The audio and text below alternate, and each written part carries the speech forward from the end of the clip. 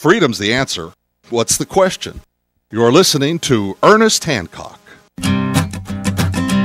There's a man going round taking names, and he decides who to free and who to blame. Everybody won't be treated all the same. There'll be a golden ladder reaching down when the man comes around.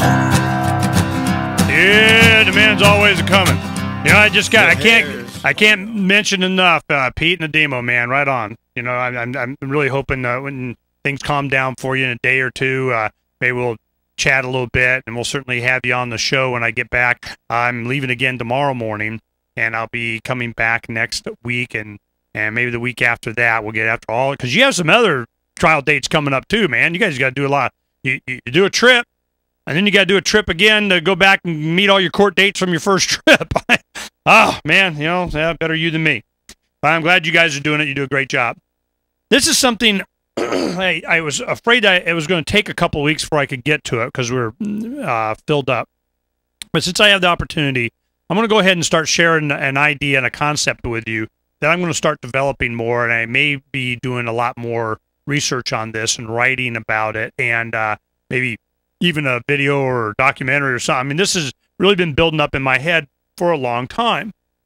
And I'll give you kind of a gist of what happened.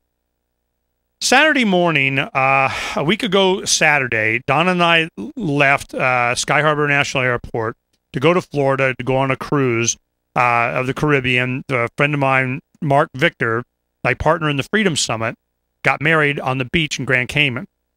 So it was a group package deal, so we got a good deal on thing. We always wanted to do a Caribbean cruise, never done it before, and kind of, yay, yeehaw. And my kids, that was kind of the thing. Yep, everybody's got to pitch in. One of these days you get all this help in private school and so on, and we suffer and live small and poor and all this kind of all these years. You know, I get Caribbean cruise. So they each threw in $1. So anyway, so we finally, what? She says $5. Here, I got $5. She went. So what we did is we go ahead and we're able to take advantage of this. Well, the night before we left, that night, I had taped this, and I finally got the chance to watch it. And it was Morgan Freeman. There was a show on the Science Channel, I think, called Through the Wormhole. Now, Morgan Freeman is well known for a lot of shows that he's been a movie star in Hollywood for a long time. But he was the voice of the Penguin movie. I mean, you know, I remember that. It kind of launched him. Woo, man, the guy got a voice. So he has his own series now.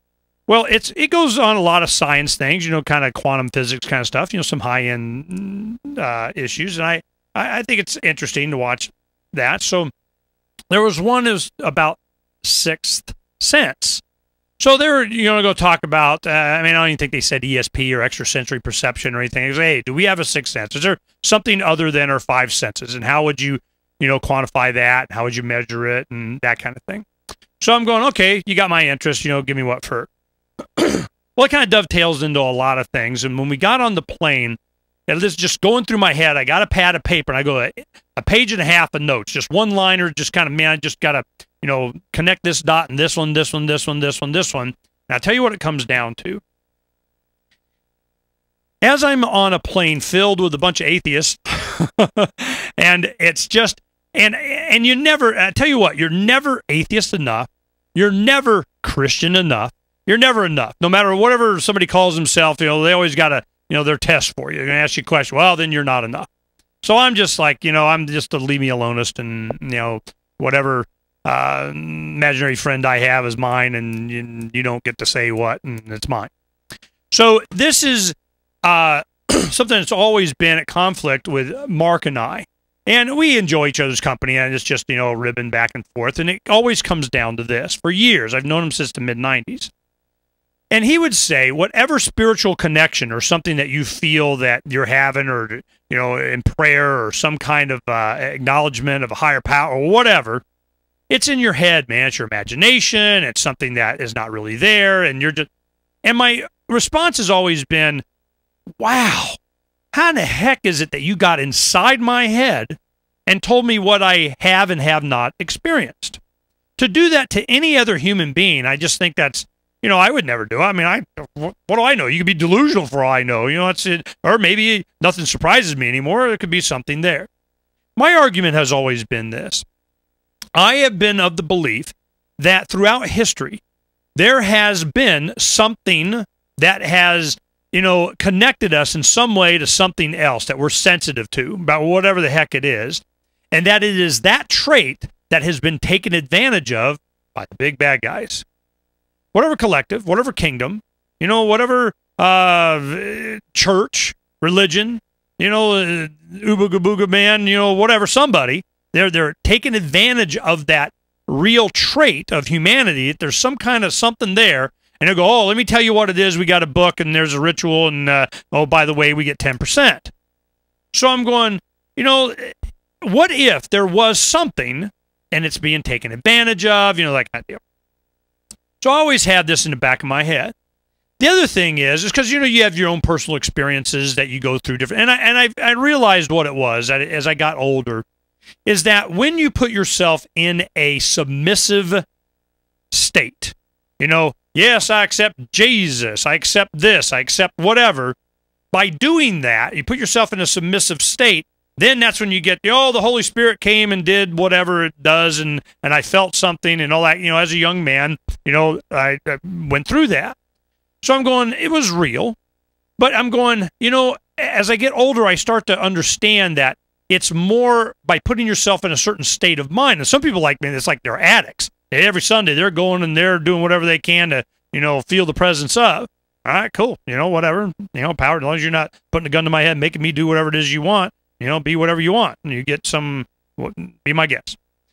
So the thing is that I'm going, I really have learned over the years to have enough self-confidence to trust myself. I mean, a lot of times people want to put doubt on you. Are you sure? Are you sure? Now, Mark, being a criminal defense attorney, now, are you sure it wasn't, don't you think that it was at this time that the witness and the perpetrator did? Are you absolutely sure about the time? I mean, it's this mentality. So my thing is, I'm like, look, man, not only do I trust myself, I trust my memory. I trust, so while you don't have a clear memory, you remember that you had a clear memory at least. So I, trust myself. So I'm going, all right, let's go ahead and take it seriously that there's something there. So how would you look for evidence of this? What would you look for? How would you determine that, there would be something that you should take, seriously? Well,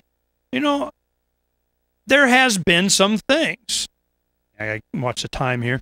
There have been some things, okay?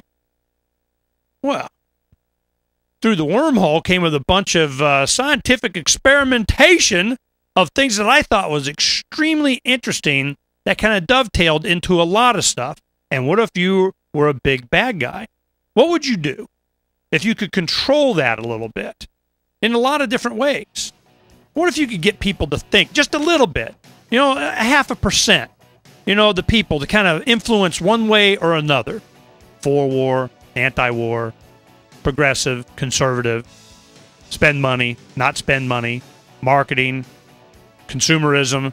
What if you could dial? Would you try to manipulate? Would you use it to make gazillions? And how would you know if it was real?